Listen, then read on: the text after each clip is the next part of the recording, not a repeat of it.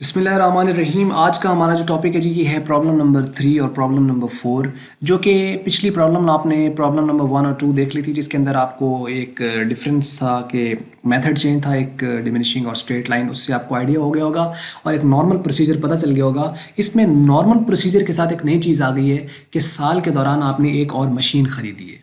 साल के दौरान आपने एक और मशीन ख़रीदी है। अब वो जो साल के दौरान आप मशीन ख़रीदते हैं उसकी ट्रीटमेंट क्या होती है, असल में ये उस चीज़ के ऊपर प्रॉब्लम है। साल के दौरान एक हमने मशीन और ख़रीदी, उसकी ट्रीटमेंट क्या होगी, ये उसके ऊपर क्वेश्चन है। तो आइए हम इसको शुरू कर लेते हैं, देखते हैं। पहली जो यहाँ पे तीसरी प्रॉब्लम, इनफैक्ट ये तीसरी प्रॉब्लम है।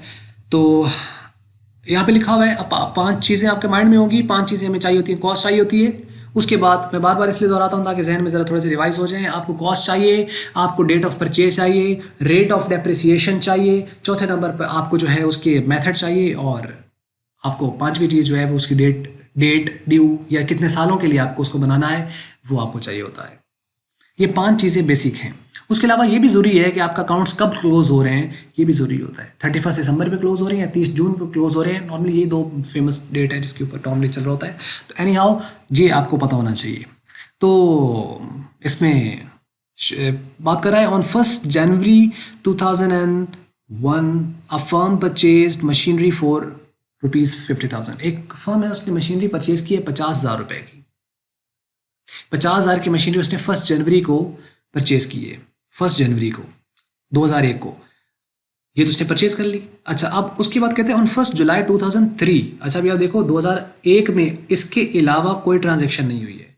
2002 में भी कोई ट्रांजेक्शन नहीं हुई है। 2003 में भी जाके जुलाई के अंदर जाके, यानी 7वें महीने में जाके ये ट्रांजैक्शन हो रही है, और ये 1 जुलाई 2003 को है। It buys the additional machinery worth 10,000। 10,000 की उसने मशीनरी खरीदी है एक और 2003 में जाके। ये उसने आगे नई machinery during the year asset की परचेज है, ड्यूरिंग द ईयर एसेट की परचेज है।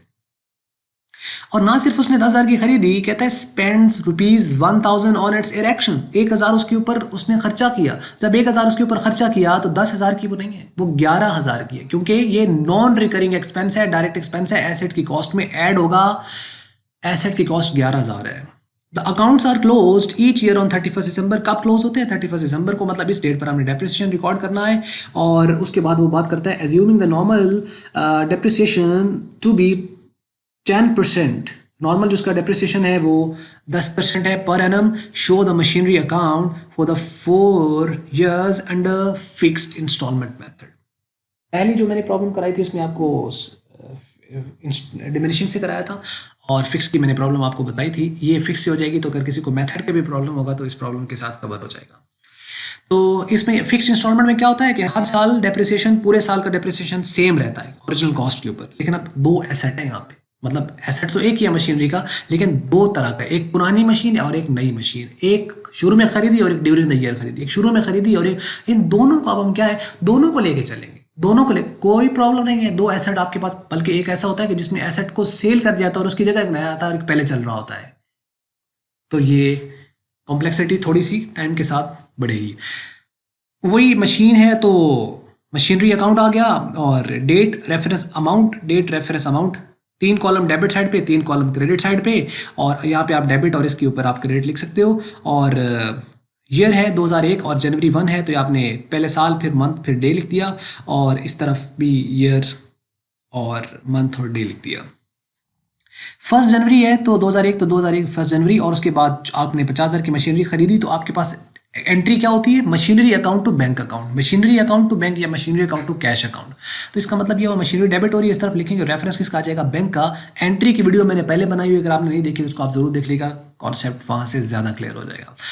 अब इसमें बैंक अकाउंट आपका डेबिट हो जाएगा, बैंक अकाउंट आपका यहाँ पे डेबिट हो जाएगा। अब जब ये डेबिट होगा ना यहाँ पे, तो अब आपकी रकम आपके पास ये लिख दी जाएगी। 50,000 है तो 50,000 आपने यहाँ पे लिख दिया बैंक का रेफरेंस देकर। अब इस पूरे साल में और कोई ट्रांजैक्शन नहीं हुई है ऊपर यहाँ पे, 2003 में हो रही है। तो अब हम 2001 को भी लेके चलेंगे, 2002 को भी उसी तरह लेके चलेंगे, 2003 में जाके जो आएगी उसको 2003 में देखेंगे। अब यहाँ पे देखो डेप्रिसिएशन वही 2001 दिसंबर 31 डेप्रिसिएशन, और वो कितना है? 10% पर एनम। तो चूंकि पूरा साल ही यूज हुआ है एसेट, जनवरी 1 से 31 दिसंबर तक पूरा साल यूज हुआ है, जब पूरा साल यूज हुआ है तो इसका मतलब पूरे साल का डेप्रिसिएशन आएगा। 50,000 पर 5,000 आप लेंगे ना, 50,000 पर 5,000 आप लेंगे तो आपका इसमें से लेस हो जाएगा। तो ये 10% लिया तो 5,000 आया, और इस 5,000 को 50,000 में से लेस कर दें, सिंपल पता चल गया ना। यानी 10% इसका ले लिया तो 5,000 आ गया। अब इसमें से आप लेस कर दो तो पीछे बन जाएगा बैलेंस कैरी डाउन, पीछे बन जाएगा बैलेंस कैरी डाउन, और वो है 45,000। अब ये 45 और ये 5, 50,000। ये जो कैरी डाउन है ये अगले साल ब्राउ डाउन हो जाएगा, डेट चेंज हो जाएगी। 2000 जो 1 था वो 2002 हो गया, जो दिसंबर था वो जनवरी हो गया, और जो 31 था वो 1 हो गया।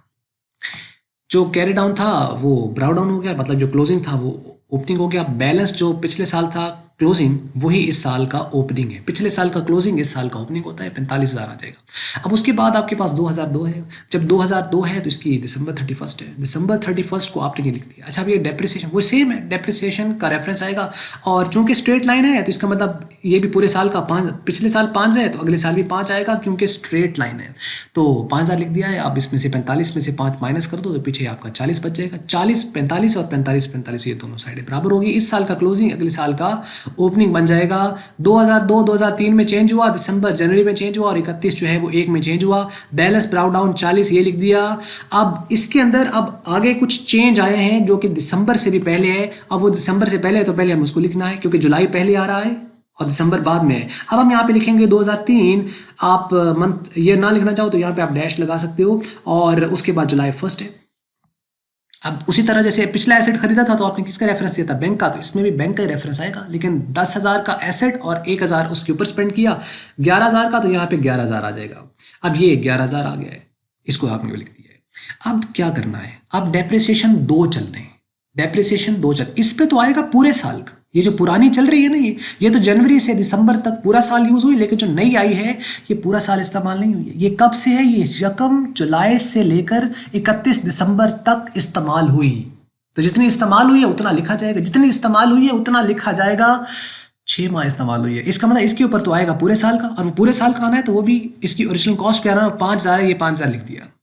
जबकि जो ये है इसमें लेंगे तो 11,000 पे, अब वो इस पे तो नहीं लेंगे, जिसकी कॉस्ट है उसी पे कैलकुलेट करना है। 11,000 का 10% लिया तो 1100 आता है, 1100 आता है। तो 1100 तो नहीं लिखेंगे यहाँ पे, क्यों, क्योंकि पूरा साल इस्तेमाल है। जुलाई है ना, जुलाई अगस्त सितंबर अक्टूबर नवंबर दिसंबर, 6 माह इस्तेमाल हुआ है। तो 6 माह का यानी 11, यानी कैसे कैलकुलेट करेंगे, यूं आएगा 11,000, इसको मल्टीप्लाई किया आपने 10% के साथ, आपका 1100 आ गया। मल्टीप्लाई कर दिया इसको 6 के साथ और डिवाइड कर दिया 12 का। क्यों किया ऐसा, 12 पे डिवाइड किया मतलब 1 महीने का आ गया, 6 से मल्टीप्लाई किया मतलब 6 मंथ्स का आ गया। तो टोटल रकम कितनी आपके पास बन जाएगी, 550, क्योंकि साल का 1100 तो उसका हाफ कर लो तो 550, ये 550 इस तरीके से आया। जबकि ऊपर वाली का तो 5,000 ही चल रहा है। इसको 2 तरीके से आप लिख सकते हो, एक भी लिख सकते हो। एक लिखना है तो आप इसको लिखोगे डेप्रिसिएशन अकाउंट, पर दरमियान में आप लिख दोगे 5,000 जमा 550 और टोटल यहाँ लिख दोगे। और अगर अलग अलग लिखना है तब भी बात ठीक है। डेप्रिसिएशन अकाउंट यानी ओल्ड मशीन पर आप यहाँ पे लिख सकते हो ओल्ड मशीन, और उसके बाद ये जो डेप्रिसिएशन अकाउंट है ये न्यू मशीन पर है। पिछले वाली पर 5,000, इस वाली पर 550, ये अब इसका टोटल कर दिया तो 40 और 11,000 51,000, 51,000, और 51,000 में से 5,550 माइनस कर दो तो 45,450 बैलेंस कैरी डाउन है। यानी ये जो दोनों हैं ये वाले, ये माइनस हो जाएंगे इस वाली रकम में से। तो ये बैलेंस कैरी डाउन, जो इस साल का कैरी डाउन है ये इस साल का नेक्स्ट ईयर का ब्राउ डाउन है। यानी 2003 2004 में चेंज हुआ, दिसंबर जो है वो जनवरी में चेंज हुआ, और 31 जो है वो 1 में चेंज हुआ।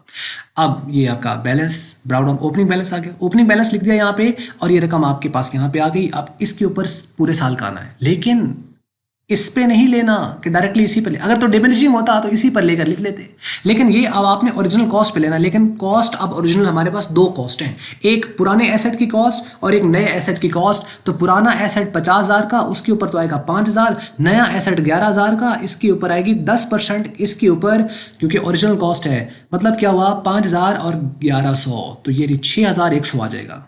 तो ये डेप्रिसिएशन 5,000 और जमा 1100, 6,100 कैसे आया। पिछली ये 2 डेप्रिसिएशन आएंगे ना, दोनों, क्योंकि अलग अलग चल रही है, दोनों की कॉस्ट अलग अलग है। अगर तो ये डिमिनिशिंग होता तो अलग अलग लेने की जरूरत नहीं थी, सिंपल इसी के अंदर उस पिछले की भी कॉस्ट शामिल है और इस वाले की भी शामिल है, बुक वैल्यू इनफैक्ट, तो बुक वैल्यू पे कैलकुलेट होना था, इसका 10% ले लेते और वो 45 आ जाता, यानी 4545 उसको आप यहाँ पे लिख देते। लेकिन चूंकि ये स्ट्रेट लाइन है तो इसका मतलब उसको कॉस्ट पे लेना है। कॉस्ट हमारे पास अब एक नहीं है, क्या एक कॉस्ट है, दो कॉस्ट है। पहली कॉस्ट 50,000, दूसरी जो कॉस्ट है वो आपके पास 11,000। इस पर भी कॉस्ट पे लेंगे 10% 5,000, इसकी भी कॉस्ट पर लेंगे 1100, दोनों का ऐड किया तो 5,000 और 1100 6,100 ये लिख दिया। अब इसमें से आप माइनस करो तो बैलेंस कैरी डाउन 39 3 50 और ये दोनों साइडें बराबर हो गई।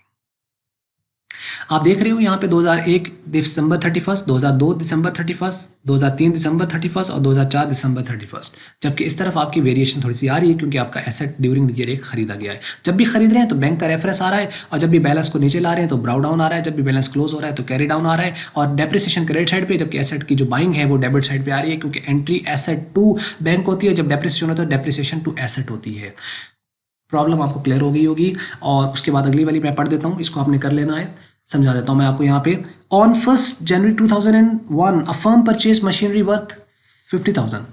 1 जनवरी को फर्म ने मशीनरी खरीदी है 50,000 की। On 1 July 2003 it by additional machinery worth 10,000, spend किया 11,000 इसके ऊपर। ऑन इट्स इरेक्शन ऐड हो जाएगा 11,000 हो जाएगा। The accounts are close each year 31 December assuming the normal depreciation 10%। Show the machinery account for the first 4 year reducing balance in reducing instalment या reducing balance method.